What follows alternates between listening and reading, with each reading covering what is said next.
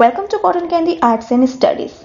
New year आ चुका है और हम सब ने अपने अपने लिए बहुत सारे रेजोल्यूशंस बना लिए होंगे, पर आज की वीडियो में मैं आपको पेश करने वाली हूँ top 10 self made Indian womens के बारे में, जिनके बारे में जानकर हम खुद को इंस्पायर कर सकते हैं, अपने साल को प्रोडक्टिव बना सकते हैं। तो बिना लेट करे आज का वीडियो स्टार्ट करते हैं। नंबर 10, रोशनी नादर मल्होत्रा। रोशनी नादर मल्होत्रा शिव नादर की इकलौती बेटी हैं और 2019 में इन्हें दुनिया की टॉप 100 मोस्ट पावरफुल वुमेन की लिस्ट में 54वां स्थान मिला था। रोशनी नादर एक भारतीय बिजनेस वुमेन है। ये HCL टेक्नोलॉजीज की चेयरपर्सन है और ये इस बात का उदाहरण है कि औरतें अगर चाहें तो टेक्नोलॉजी के फील्ड में भी काफी अच्छा नाम कमा सकती हैं। Because I think we're at a cusp of something happening very unique at all companies, and how do you actually match the right skills to the right people in a company to make it as productive as possible? रोशनी नादर ने भारत में IT companies को काफी अच्छा स्थान दिलवाया है और ये भारत में one of the wealthiest women में से एक है। इनकी सालाना संपत्ति 36,800 करोड़ है और ये नारी शक्ति का बहुत अच्छा उदाहरण है। नंबर 9, अमीरा शाह। अमीरा शाह के पिता डॉक्टर सुशील शाह ने कभी नहीं सोचा था कि उनकी बेटी उनकी एक सिंगल लैब को वर्ल्ड की टॉप पैथोलॉजी कंपनी में से एक बनाएगी। अमीरा शाह एक इंडियन एंटरप्रेन्योर हैं और वो मेट्रोपोलिस की CEO हैं। मेट्रोपोलिस एक पैथोलॉजी चेन कंपनी है जो दुनिया के टॉप 1% ऐसे लैब्स में से आती है जो क्वालिटी प्रोटोकॉल्स का पूर्णतः पालन करते हैं। I hear a lot of women saying that yeah, I'm going to start something, but there's always a difference between a dream and theorizing that I'm going to do something, and there's a difference between then actually doing it.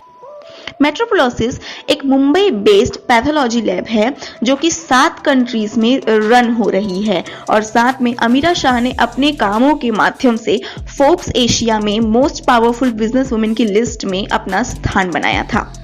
Number 8, Divya Gokulnath. Divya Gokulnath एक teacher हैं और साथ में Byju's education app की cofounder हैं।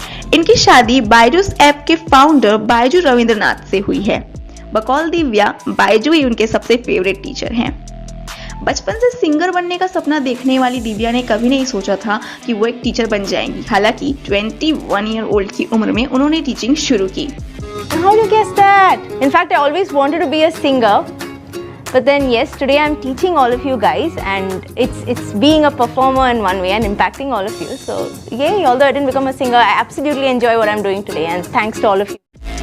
दिव्या और बायजू की मेहनत ही है जो फिलहाल बायजू को $3 बिलियन की कंपनी बनाती है और जिसमें 70 मिलियन रजिस्टर्ड स्टूडेंट्स हैं जो यहाँ के कोर्सेज का फायदा उठाकर अलग अलग फील्ड में काम करने की कोशिश कर रही हैं। नंबर 7, अंकिति बोस। ब्यूटी और ब्रेन के कॉम्बिनेशन की हो और अंकिति बोस का नाम ना आए ऐसा तो हो ही नहीं सकता। My personal favourite and my inspiration Ankiti Bose co-founder और CEO हैं जिलिंगो की। According to Ankiti, Zilingo Sanskrit originated word है जिसका मतलब होता है gift of God. Zilingo fashion industry के लिए बनाई गई एक टेक्नोलॉजी एंड कॉमर्स प्लेटफॉर्म है जो कि फ्री ऑफ कॉस्ट काम करता है और इसके लिए अंकिति बोस को एशिया की 30 अंडर 30 इंस्पायरिंग वुमेन की लिस्ट में फोर्ब्स के द्वारा 2018 में स्थान दिया गया था। इसी के साथ फॉर्च्यून के द्वारा 40 अंडर 40 की लिस्ट में भी काम किया गया था। बहुत सारी नामी कंपनीज ने अंकिति को अपनी लिस्ट में शामिल किया है ये बताने के लिए कि one of the inspiring ladies में से एक है हमारी अंकिति। इनकी कंपनी 1 बिलियन की स्टार्टअप वाली कंपनी है और ये फोर्ब्स इंडिया के द्वारा 2020 में सेल्फ मेड वुमेन की लिस्ट में शामिल थी। So what do you do for downtime? What do you do to chill out and relax? I read, I watch Netflix, and I listen to music. Number 6, Kangana Ranaut. Powerful women की बात आए और self made actress Kangana Ranaut की बात ना हो ऐसा तो हो नहीं सकता। बहुत से लोगों को कंगना रनौत अपने बड़बोलेपन के कारण पसंद नहीं होंगी क्योंकि वो अपने तीखे ट्वीट्स के कारण अक्सर चर्चा में रहती है, पर मेरे अकॉर्डिंग ये बॉलीवुड के उन चंद एक्टर्स में से हैं जो सच में एक्टिंग कर सकते हैं। इनकी उम्दा फिल्मों में मणिकर्णिका, गैंगस्टर, वो लम्हे, फैशन जैसी फिल्में हैं। नेशनल अवार्ड सम्मानित कंगना रनौत अक्सर अपने ट्वीट्स के कारण भी चर्चा में बनी रहती है, फिर चाहे वो करण जौहर से लेकर नेपोटिज्म की लड़ाई हो या फिर सुशांत सिंह राजपूत को लेकर बॉलीवुड के कई सारे काले और स्याह राज सामने रखने के बारे में हो। पर फिर भी अलग अलग मैगजीन्स ने कंगना को भी सेल्फ मेड वुमेन की लिस्ट में रखा है, इसलिए ये है हमारे नंबर 6 के पायदान पे। You know, feminine as an emotion, feminine as a quality. It could be kindness, compassion is seen as a weakness where it is not. Number 5, Ritu Karidhal. Ritu Karidhal को रॉकेट वुमेन ऑफ इंडिया कहा जाता है और 2020 में फोर्ब्स इंडिया की self made women में से रितु करिधाल भी एक थी। Ritu Karidhal Mars orbital mission, जिसे MOM मॉम भी कहा जाता है, कि डिप्यूटी ऑपरेशन डायरेक्टर थी। बकौल रितु लिमिटेड टाइम में मार्स ऑर्बिटर मिशन को पूरा करना बहुत ही थ्रिलिंग काम था और बहुत ही ज्यादा टफ भी काम था, लेकिन उन्हें ये काम करने में बहुत मजा आया। रितु करिधाल अपने साइंटिफिक वर्क्स के अलावा अपने घर के कामों को भी बहुत अच्छे से संभालती हैं और उनके लिए उनकी परिवार ही उनकी ताकत है। रितु करिधाल इस बात का उदाहरण है कि औरतें टफ सब्जेक्ट्स जैसे कि स्पेस साइंस को भी पढ़ सकती हैं और काफी अच्छा कर सकती हैं। 1997 में इसरो को रितु ने ज्वाइन किया एज अ यंग इंजीनियर के तौर पर और आज रितु करिधाल इसरो की शान है। When you are passionate about something, that always keeps you going. It doesn't matter who comes as a hurdle in front of you or what obstacles comes, that all doesn't matter. Number 4, Bala Devi. Football, जो कि वैसे तो पुरुषों के वर्चस्व वाला खेल माना जाता है, पर उसमें अगर कोई लेडी बहुत अच्छा करके दिखाए, वो भी भारत की, तो कुछ बात तो है। बाला देवी इंडिया की पहली ऐसी महिला फुटबॉल प्लेयर हैं जो किसी यूरोपियन या किसी विदेशी फुटबॉल लीग के लिए खेली हैं।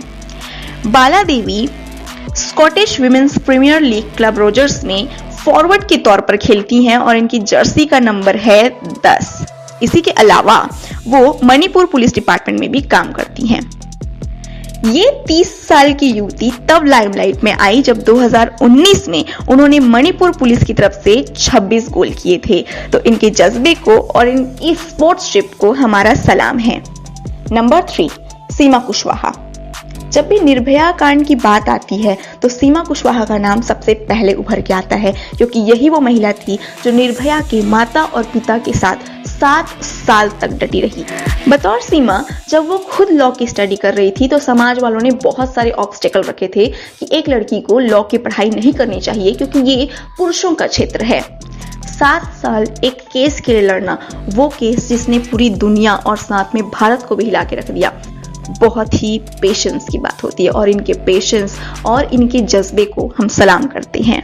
जब मैं निर्भया के पेरेंट्स से बार बार बात कर रही हूँ कि आखिर आपका केस है क्या आंटी जी, निर्भया को जस्टिस क्यों नहीं मिला जिसके लिए पूरा देश सड़कों पर था, तो उनका कहना है कि बेटा मुझे पता ही नहीं चल पाता है, मैं किससे बात करूँ।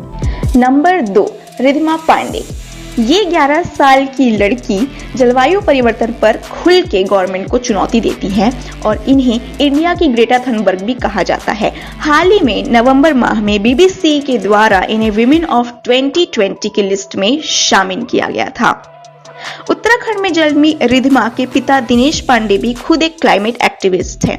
अकॉर्डिंग टू रिधिमा, उनका कहना है कि उनकी जनरेशन को भी हक होना चाहिए कि आगे चल के उन्हें शुद्ध पानी और शुद्ध हवा मिल सके और इसीलिए बार बार वो गवर्नमेंट को चुनौती देती रहती हैं।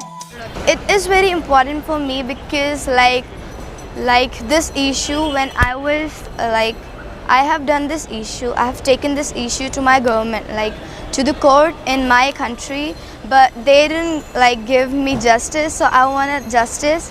And I think that if we will take this matter at global level, so I think that the global leaders will not ignore us. 9 साल की उम्र में रिधिमा ने भारतीय गवर्नमेंट को सवाल पूछा था कि वो पेरिस जलवायु समझौते पर अमल क्यों नहीं कर रहे हैं और उन्होंने अपनी नाराजगी भी जताई थी। 23 सितंबर 2019 को यूनाइटेड नेशंस में ग्रेटा थनबर्ग और 15 अन्य बच्चों के साथ रिधिमा पांडे भी थी जो भारत का प्रतिनिधित्व कर रही थी और इन्होंने अर्जेंटीना, ब्राजील, जर्मनी, फ्रांस, तुर्की जैसे देशों के खिलाफ कैंपेन चलाया था और उन्होंने कहा था कि इन देशों की गवर्नमेंट को जलवायु परिवर्तन के लिए सख्त कदम उठाने चाहिए। तो ये छोटी सी बच्ची है हमारी नंबर 2 पर। नंबर 1 लेफ्टिनेंट जनरल माधुरी कनिटकर। जिंदा दिल और खुशनुमा माधुरी कनिटकर भारतीय सेना के चिकित्सा के क्षेत्र के सबसे उच्च पद लेफ्टिनेंट जनरल की पोस्ट पर हैं। माधुरी जी ने इतिहास तब बनाया जब 2000 में वो तीसरी महिला लेफ्टिनेंट जनरल बनी और साथ में देश की दूसरी ऐसी महिला पेडिस्ट्रिशियन बनी जिसे ये हाईएस्ट रैंक दिया गया है। क्योंकि यंग डेज से पहले शुरुआत होती है 3 सितारों से जो खंडे पे होते हैं और वहाँ से सफ़र करते हैं कॉलर पे और अपनी गाड़ी के सामने, क्योंकि एक कैप्टन होती है उसके 3 सितारे होते हैं और जब वो सीनियर बन के लेफ्टिनेंट जनरल बनती है तो ये एक नन्हा सा सफ़र यहाँ से यहाँ तक का बहुत लंबा हो जाता है। बकौल माधुरी वो अपने काम से बहुत ज्यादा प्यार करती हैं। इन्हें भारत सरकार के द्वारा विशिष्ट सेवा अवार्ड, अति विशिष्ट सेवा अवार्ड भी मिला है। उनका कहना है कि वो काफी लकी हैं कि 3 रिस्पेक्टेड जॉब, एक डॉक्टर का, एक टीचर का और एक सेना का, वो तीनों फील्ड में काम कर रही हैं। इसलिए हम सलाम करते हैं उनके जज्बे को और ये है हमारी top inspiring self made women की लिस्ट में नंबर 1 पायदान पर। ये सभी 10 महिलाएं ऐसे फील्ड जिसमें शुरू से पुरुषों का वर्चस्व रहा है में आगे आई हैं और अपना अलग स्थान बनाकर सेल्फ मेड वुमेन की लिस्ट में शामिल हुई हैं। 2021 की शुरुआत अगर इन 10 पर्सनालिटीज को याद रख के करा जाए तो हो सकता है कि हम भी काफी प्रोडक्टिव काम कर सकते हैं, काफी अच्छे अपने साल को बिता सकते हैं और क्या पता आने वाले 2021 में हम में से किसी एक का नाम इस लिस्ट में हो। इसी के साथ आज का वीडियो एंड करते हैं। नेक्स्ट वीडियो में आप क्या देखना चाहेंगे जरूर कमेंट करिएगा। Like, share and subscribe.